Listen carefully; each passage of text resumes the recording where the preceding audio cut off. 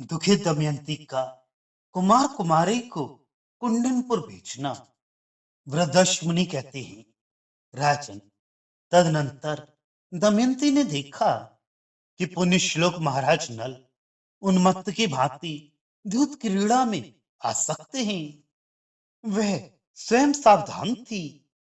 उनकी वैसी अवस्था देख भीम कुमारी भय और शोक से व्याकुल हो गई और महाराज के हित के लिए किसी महत्वपूर्ण कार्य का चिंतन करने लगी।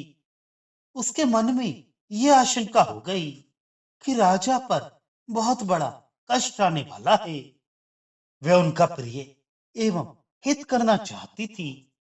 अतः महाराज के सर्वस्व का अपहरण होता जान धाय को बुलाकर इस प्रकार बोली।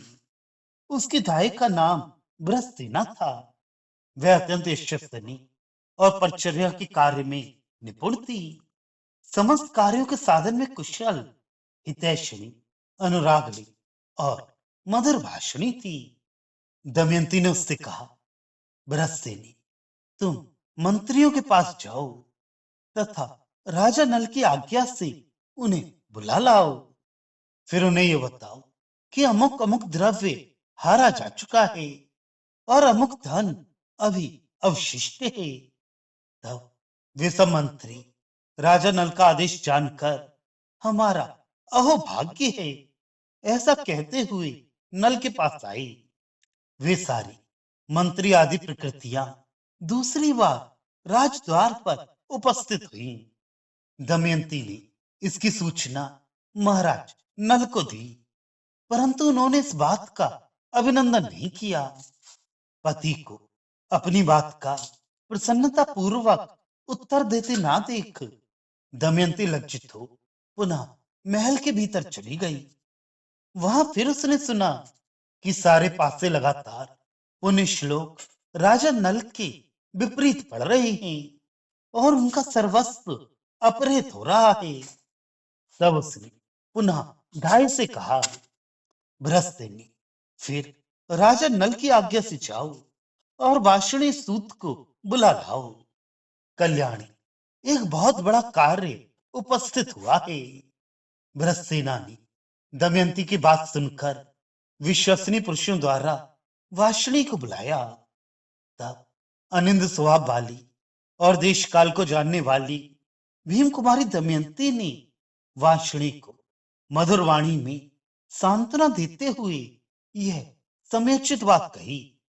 सूत, तुम जानते हो कि महाराज तुम्हारे प्रति कैसा अच्छा बर्ताव करते थे। आज वे विषम संकट में पड़ गए हैं, अतः तुम्हें भी उनकी सहायता करनी चाहिए। राजा जैसे जैसे पुष्कर से पराजित हो रहे हैं, वैसे ही वैसे जुए में उनकी आसक्ति बढ़ती जा रही है।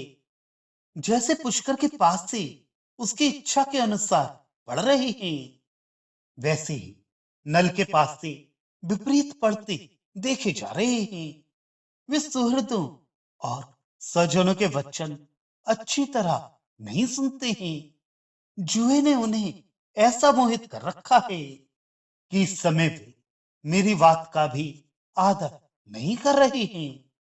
मैं इससे महामना निषेध का निश्चय ही कोई दोष नहीं मानती। जुए से मोहित होने के कारण ही राजा मेरी बात का अभिनंदन नहीं कर रहे हैं। सारथी, मैं तुम्हारी शरण में आई हूं, मेरी बात मानो। मेरे मन में अशुभ विचार आते हैं। इससे अनुमान होता है कि राजा नल का राज्य से च्युत होना संभव है। तुम महाराज के प्रिय मन के समान वेगशाली अश्वों को रथ में जोतकर उस पर इन दोनों बच्चों को बिठा लो और कुंडनपुर को चली जाओ। वहां इन दोनों बालकों को, इस रथ को और इन घोड़ों को भी मेरे भाई बंधुओं की देख रेख में सौंप कर तुम्हारी इच्छा हो तो वहीं रह जाना या अन्यत्र कहीं चले जाना। दमयंती की ये बात सुनकर नल के सारथी वाषणी ने नल के मुख्य मुख्य मंत्रियों से ये सारा वृतांत निवेदन किया। राजन उनसे मिलकर इस विषय पर भली भांति विचार करके उन मंत्रियों की आज्ञा ले सारथी वाषणे ने दोनों बालकों को रथ पर बिठाकर विदर्भ देश को प्रस्थान किया।